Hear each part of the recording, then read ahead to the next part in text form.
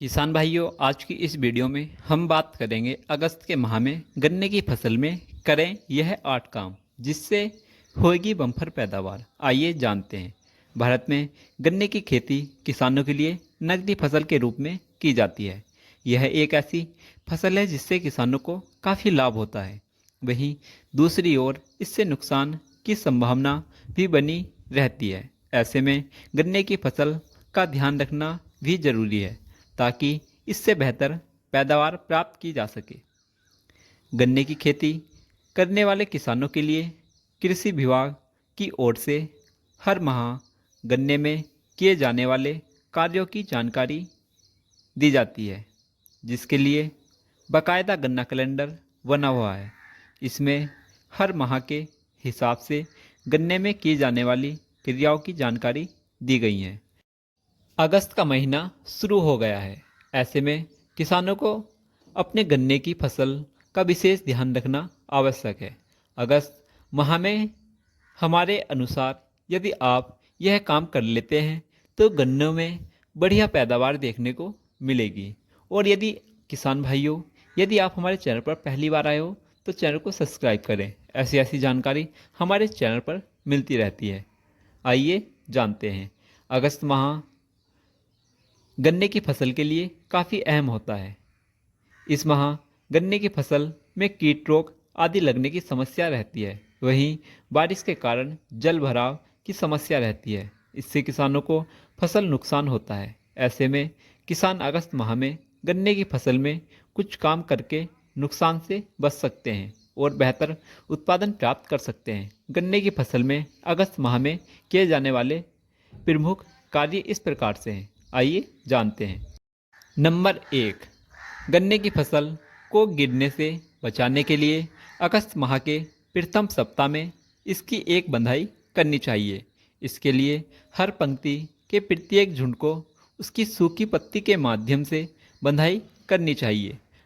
Number 2, जिन खेतों में हरी खाद के लिए ढैंचा या सनाई की बुवाई की गई थी, उसमें 45 से 60 दिन पूरा होते ही खेत में पाटा चलाकर दबा देना चाहिए। वे मिट्टी पलटने वाले हल से उसे पलट देना चाहिए।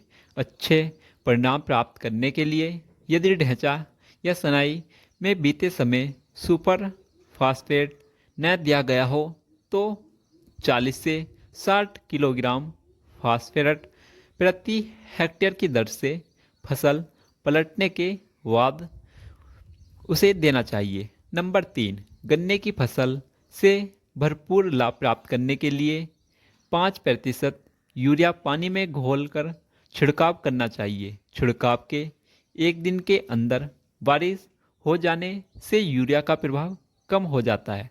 नंबर 4, बारिश के दिनों में यदि खेत में पानी भर गया हो तो उसकी निकासी की व्यवस्था करनी चाहिए। नंबर 5, गन्ने के खेत में खरपतवारों में प्रमुख रूप से बेले या पनप कर गन्ने के पौधों को लपेटकर चढ़ती हैं। इससे गन्ने की बढ़भार पर बुरा प्रभाव पड़ता है। ऐसे में इन बेल रूपी खरपतवारों को हटाकर खेत से बाहर कहीं दूर फेंक देना चाहिए। नंबर 6, प्रदेश के पूर्वी भाग में मध्यम सितंबर से गन्ने की बुआई का काम शुरू हो जाता है। ऐसे में किसानों को अभी से अपने खेतों में बुआई के लिए पौधशालाओं में गन्ने की विभिन्न जातियों का चुनाव कर लेना चाहिए और बीज का गन्ना प्राप्त करने की व्यवस्था करनी चाहिए। नंबर 7, इस महीने में आमतौर पर कुड़बा काना, विपणन, लालधारी, पोका रोग, गुद्दे की सड़न रोग भी लग जाते हैं। ऐसे में समय समय पर फसल का निरीक्षण करते रहना चाहिए। यदि रोग प्रकोप दिखाई दे तो उसकी रोकथाम के उपाय करने चाहिए।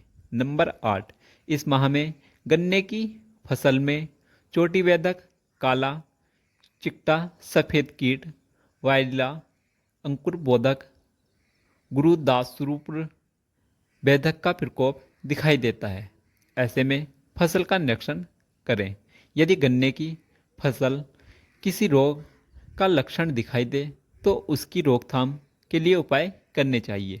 तो किसान भाइयों, आज की इस वीडियो को किसान हित में ज़्यादा से ज़्यादा शेयर करें, जो हमारे किसान भाई गन्ने की खेती करते हैं। तो किसान भाइयों, आज की वीडियो में बस इतना ही। फिर मिलते हैं हम किसी नई वीडियो में नई जानकारी के साथ। तब तक के लिए नमस्कार किसान भाइयों।